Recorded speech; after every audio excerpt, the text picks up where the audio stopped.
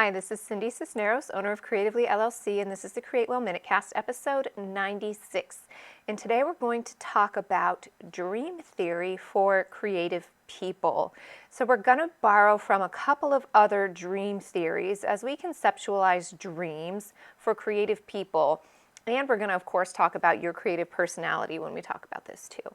So, some commonalities that I found among creative people when it comes to dreaming is they tend to remember portions of their dreams. They tend to dream very vividly, and they tend to have a high emotional content. A lot of these will be nightmares sometimes, or anxiety dreams sometimes, or okay dreams, or good dreams, but they tend to be high emotional content, and they tend to be fairly vivid and complex dreams, and that tends to be true of most of the creative people that I talk to. And this makes sense too if you think about creative people being HSPs, or highly sensitive people, having that expanded emotional capacity. And this will make more sense to you as we talk a little bit more about dream theory. Now, there's two dream theories that I want to reference. One is more old-fashioned, and that's a little bit of psychodynamic or Freudian dream theory, which is where they assign meaning, symbolic meaning, to the content specifically of the images in your dream. Now, that's very specific to each dreamer, and I don't necessarily think that apples to apples, this is what we need. But we are going to kind of take a spin off from this when it comes to you and your creative dreams. Also, I want to talk about biological dream theory. Now, biological dream theory believes that when you sleep at night, you are more or less cataloging the experiences of your day from shorter term to more long-term memory. And while you're doing that, you're essentially opening filing drawers to store the information in the relevant places in your brain. And as you do that, you're touching other close by memories in your brain and activating those, and that these are more or less being strung together in what your dreams are.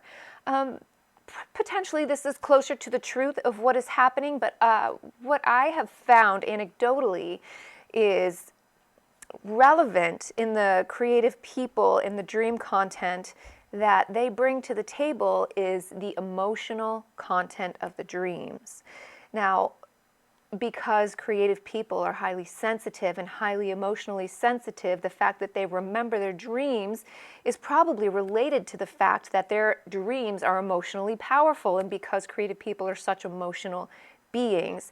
And what I've also found with creative people is that their dreams tend to be thematic. And going back to that Freudian dream theory, what tends to be important for creative people is not so much exactly what happens in your dream as a play-by-play symbolically meaning something significant in your life, but the thematic elements that are repetitive in your dreams are probably related to some emotional content that's happening in your life, and as you begin to recognize them in a repetitive nature, can tell you something about the emotional qualities of your life in a way that you can begin to use to nurture and care for yourself better. And I'll give you an example from your own life, from my own life, that I have learned about myself over time is I will have a repetitive content packing dream of packing endless items over and over and over again, whether it's into boxes or to suitcases, or the content of the dream in terms of context changes. But what is the same is packing and packing and packing and packing and never being finished. And the related emotions to that I have found is anxiety. And in my life, I will have the packing dreams when I feel anxious about trying to get together to prepare for an upcoming event, and I don't feel fully in control of it yet. And so when I have the packing dream in my waking life, and I remember that from my sleep, I recognize that this is my subconscious mind telling me I am stressed out about this event that has not yet come to fruition, and that I'm not yet feeling fully on top of it.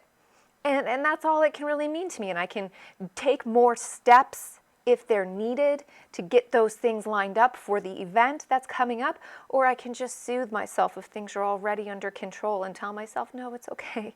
You're allowed to have feelings of anticipation and anxiety about this, but in fact, everything is okay and altogether calm. Now, in creativity counseling, in creativity therapy, coaching, I'm sorry, this is a place where you can begin to learn how to keep dream journals, explore the content of your dreams, and pick apart some of the things that are happening in your life to begin to make some associations so you can use your vivid dreams as cues to take care of yourself better. I hope this was helpful. Okay, bye-bye.